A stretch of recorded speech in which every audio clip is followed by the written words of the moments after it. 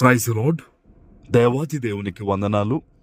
ప్రభు నామమున మీ అందరికీ నా ప్రత్యేకమైన వందనాలు, శుభాలు తెలియజేస్తున్నాను.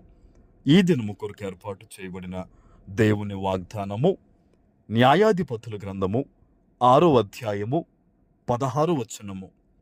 నేను నీకు తోడయుందును గనుక ఒకే మనుష్యుణ్ణి హతము చేసినట్లు మిద్యానీయులను నీవు హతము చేయుదు అని సెలవిచ్చెను.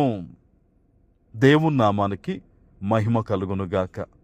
ఈ ఉదయకాల సమయంలో సర్వశక్తివంతుడైన నీ తండ్రి గొప్ప వాగ్దానాన్ని నీకు అందిస్తూ ఉన్నారు.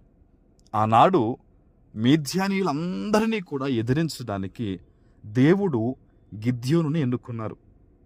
గిద్యోను వద్దకు వచ్చి గానుగ చాటున భయపడి ఆ గోధుమలు దుళ్ళిస్తున్న గిద్యోనుతో దేవుడు మాట్లాడుతున్నాడు కదా, పరాక్రమము గల బలాధ్యుడా, నేను నిన్ను ఎన్నుకున్నాను, నువ్వు ఇశ్రాయేలీయుల్ని విడిపించాలన్నప్పుడు గిద్యోనికి కొంచెం భయం వేసింది. అయ్యా, ఎవరితో ఈ మాట మాట్లాడుతున్నావయ్యా, నేను ఎవరినయ్యా, నేను కనిష్ఠుణ్ణి, నా గోత్రం చాలా విలువలేంది కదా అని చెప్పేసి అని అన్నప్పుడు దేవుడు చెప్తున్నాడు, నేను నీకు తోడై ఉన్నాను గనుక, నేను నీకు తోడై ఉన్నాను గనుక నీ గోత్రంతో నీ కనిష్టత్వంతో నాకు పని లేదు, నేను నీకు తోడై ఉన్నాను. ఒకే మనుష్యుని హతము చేసినట్టు అన్ని వేల మందిని కూడా నువ్వు హతము చేస్తావు, నువ్వు ఎదిరిస్తావు, ఇశ్రాయేలుని విడిపిస్తావు అని దేవుడు బలపరుస్తూ ఉన్నాడు. ఈరోజు అదే గొప్ప వాగ్దానాన్ని దేవుడు నీకెందుకు ఇస్తున్నాడో తెలుసా? నువ్వు అనుకుంటావు ఒక్కోసారి, ఈ బాధలు ఎలా తొలగించగలుగుతాను, ఇంత అప్పు ఎలా తీర్చగలుగుతాను, నా కుటుంబాన్ని ఎలా కట్టుకోగలుగుతాను, ఈ బాధ ఎలా తొలగించుకోగలుగుతాను, ఎలా ఈ శుభకార్యాలు నా చేతుల మీద నేను చేయగలుగుతానని నిన్ను నువ్వే తక్కువ అంచనా వేసుకుని, నిన్ను నువ్వే అసలు ఎన్నికలేని దానిగా, ఎన్నికలేని వాడిగా ఎంచుకుని బాధపడుతున్నావు కదా. నీ తండ్రి ఈరోజు నీతో మాట్లాడుతున్నాడు. నువ్వు బలము కలిగిన వ్యక్తివి. నీ ప్రార్థన దేవునికి కావాలి.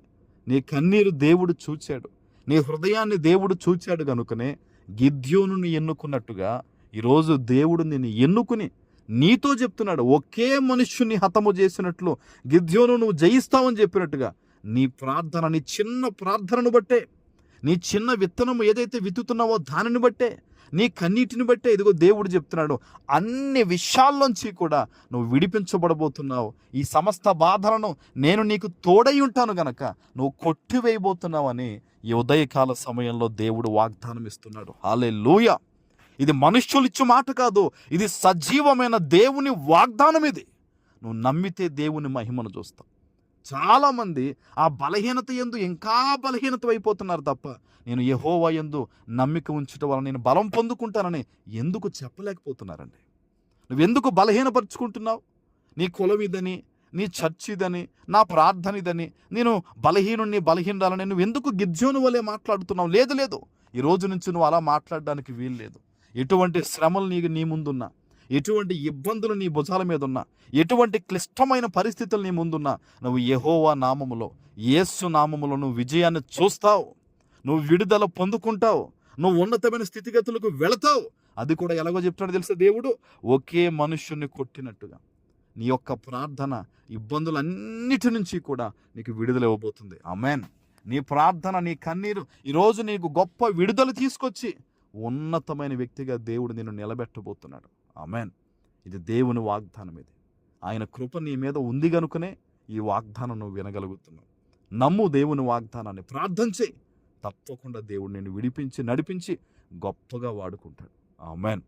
ప్రార్థన చేసుకుందాం. పరిశుద్ధుడు అయిన తండ్రి, ప్రేమ కలిగిన ప్రభువా, మీకు స్తుతులు.